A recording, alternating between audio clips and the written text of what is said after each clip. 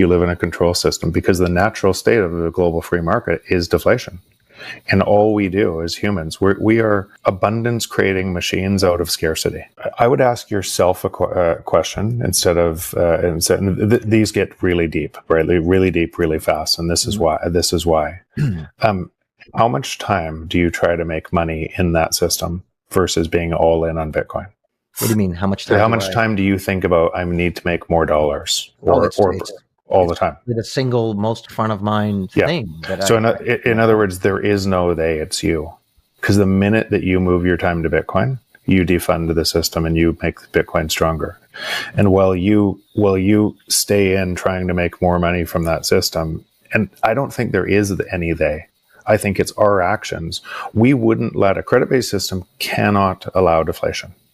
And why it can't allow deflation is you have the Great Depression, but you'd have the Great Depression on steroids as everything collapses because the money is lent into existence. So imagine if money was lent into existence, the bank actually creates more monetary units when they lend you money. If everybody paid back their debt, there'd be no money. The entire thing, every single thing that you think is of value would be zero. It would all fail. Your bank would fail. All of the stores that you shop in would fail. All of the government would fail. Everything would fail as humans went back to a barter type of system, and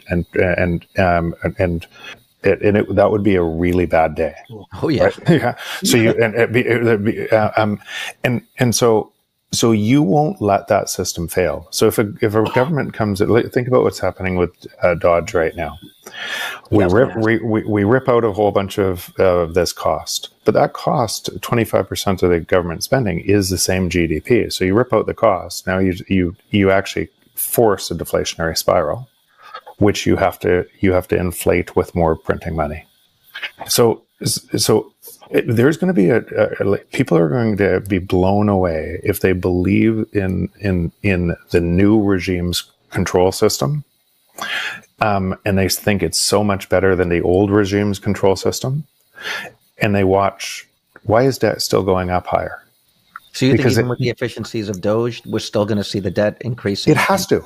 Not it might. It has to, or you have a complete wipeout of all the credit-based system. So the only thing that's happening today, by the way, I would far more lean towards conservative. I would far more than the other control system. But they're both control systems. They're really what all you've done is move globalists and replaced it with technocrats. Mm-hmm. And everybody's cheering for one of those sides, right? I'm gonna go back to something first principles. And you should say this over and over. Say this before you go to sleep. The natural state of the free market is deflation. What does that mean? Well, you know that's true, right? Mm-hmm. Prices follow the marginal cost of production, and that should happen faster and faster. That means that you've never lived in a free market, ever. You've lived in a control system. You believe you lived in a free market because your control system imposes wealth destruction on other nations and steals their wealth to be able to make you wealthier. You believe it, but it's not true. You live in a control system because the natural state of the global free market is deflation. And all we do as humans, we are abundance creating machines out of scarcity. That's what we do. We see a problem. We solve that problem with our minds by creating more value. And the output of that has to be faster abundance, faster deflation, unless you've never lived in a free market. All of the constructs, all of the fighting of this leader's better or this leader's better is such nonsense, complete nonsense, is making that system stronger by your belief of it is better when it all relies on theft. Most of your narratives that you believe are from the existing structure of existing credit-based system. They would have to be, right? You live in a credit-based system. Yeah. You believe all the economists that tell you about that. You listen. It's around all. We've never lived in a truly global free market, because you know for sure prices would fall. So you know for sure that all of your narratives from that credit-based system also must be something's misaligned, right? Something's wrong, right? That's why if you don't have falling prices, the faster productivity gains means prices should fall faster.